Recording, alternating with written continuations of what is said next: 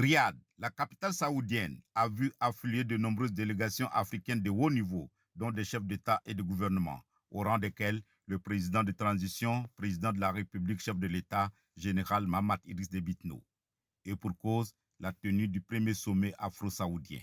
Ce sommet, dont les travaux ont débuté ce 10 novembre 2023, vise à élargir et raffermir les relations entre le continent africain et l'Arabie saoudite par l'établissement d'une coopération stratégique et fructueuse dans divers domaines.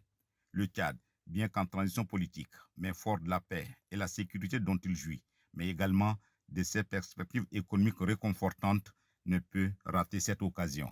S'exprimant à cette occasion, le chef de l'État, général Mahamat Idriss Déby Itno, qui a salué cette heureuse initiative de son Altesse Mohammed bin Salman, a d'abord fait un aperçu des relations afro-saoudiennes avant de faire savoir sa vision d'une coopération gagnant-gagnant basée sur le respect des valeurs humaines et des profits mutuels pour l'amélioration des conditions de vie des populations.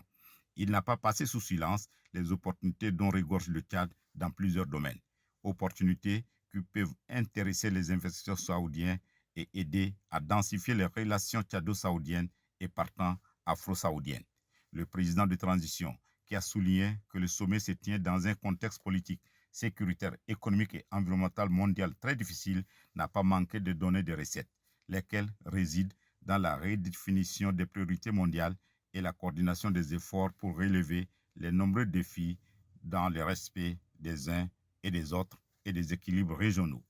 En ce qui concerne la coopération bilatérale, le chef de l'État a déclaré que la coopération économique entre le Tchad et l'Arabie saoudite a progressé considérablement ces dernières années, citant la signature de nombreux accords et protocoles d'entente qui renforcent cette coopération, faisant référence au dernier accord signé entre les deux pays lors de la conférence économique qui a précédé le sommet afro-saoudien.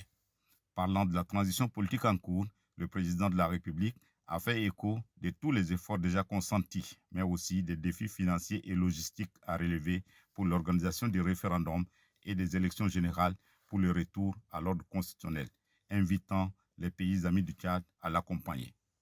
La crise soudanaise, avec ses répercussions sur le Tchad, notamment l'afflux massif des réfugiés, n'a pas été occultée par le chef de l'État qui a demandé de l'assistance pour les réfugiés soudanais, mais aussi les communautés d'accueil qui partagent tout avec les réfugiés. À la suite du président de transition, général Mahamat Idriss Déby Itno, de nombreux dirigeants africains se sont aussi félicités de la tenue de ce sommet et ont exprimé leur satisfaction pour ce tournant historique amorcé dans les relations afro-saoudiennes.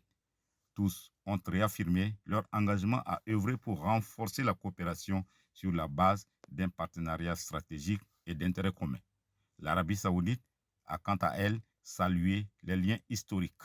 avec le continent africain et l'intérêt de développer ses relations avec tous les pays dans le domaine politique, économique et socioculturel.